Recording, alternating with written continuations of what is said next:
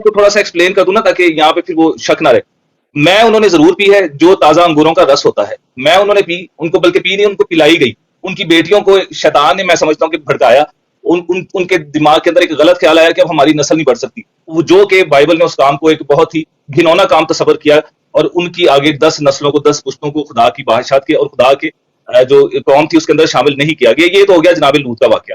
پہلی بات ہے ان کو نبی نہیں ڈکلیئر کیا گیا بائبل کے اندر. دوسرا, انہوں نے شراب نہیں پی, ان کو میں پلائی گئی ہے. میرا ان سے یہ سوال ہے, یہ بتا دیں کہ میں اور شراب کے اندر کیا فرق ہے, میں کو کیا کہا جاتا ہے بائبل کے اندر اور شراب کو کیا کہا جاتا ہے عبرانی کے اندر. یہ ذرا سا ڈکلیئر, یہ ذرا سا ایکسپلین کر دیں, پھر اس کے بعد بات آگے چلے گی. بہت شکریہ. یہی بات میں کر رہا ہوں, یہی بات امن نذیر صاحب میں کہہ رہا تھا کہ بائبل میں نبیوں کی توہین کیوں نہیں ہے. وہ تو انہوں نے جواب دے دیا, لوط علیہ السلام کو نبی نہیں مانتے, تو یہ بھی توہین ہے, یہ بھی توہین ہے. اگر وہ لوط علیہ السلام کو نبی نہیں مانتے تو یہ بھی نبی کی توہین ہے.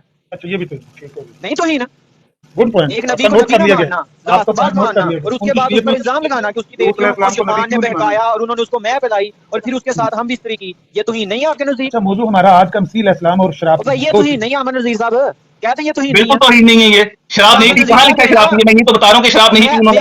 میں پی آ کر ان کی, تو میں نے آپ سے پوچھا نہیں ہے کہ مجھے بتائیں کہ میں اور شراب میں کیا فرق ہے. میں اور شراب ایک ہی ہے بھائی. وہ آپ کے لیے ہے نا, ایک بائبل تو نہیں ڈکلیئر کرتی ہے, ایک یہ تو آپ کے لیے ایک ہے. میں اور شراب دو چیزیں, آپ وائن اور شراب کو لکھتے ہوں گے دو کھاتوں میں, شراب اور وائن کو ایک ہی کھاتے میں لکھتے ہیں. ہمارے لیے وائن ایک ہی ہے. ٹھیک ہو گیا, وائن ایک ہی ہے, جو وائن پیے.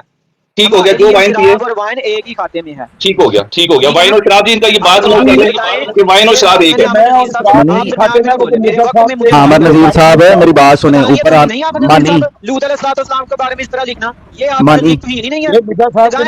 مانی اگر یہ توہین ہے تو آپ مجھے شربت میں اور شراب میں کوئی فرق نہیں آتا. میں دکھاتا ہوں مانی شراب اور شربت.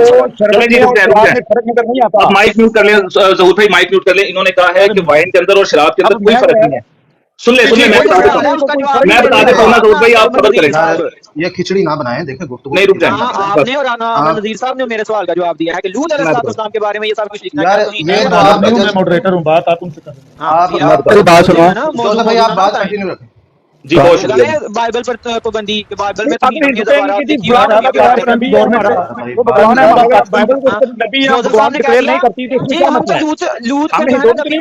تو بھائی ہم بھی یسوع کو نبی نہیں مانتے. آپ ایک کام کریں نا, آپ بائبل میں سے حوالہ دے دیں. لوط کو کہاں نبی کہا گیا ہے, بائبل میں سے حوالہ دے. بھائی ہم تو مانتے ہیں نا, آپ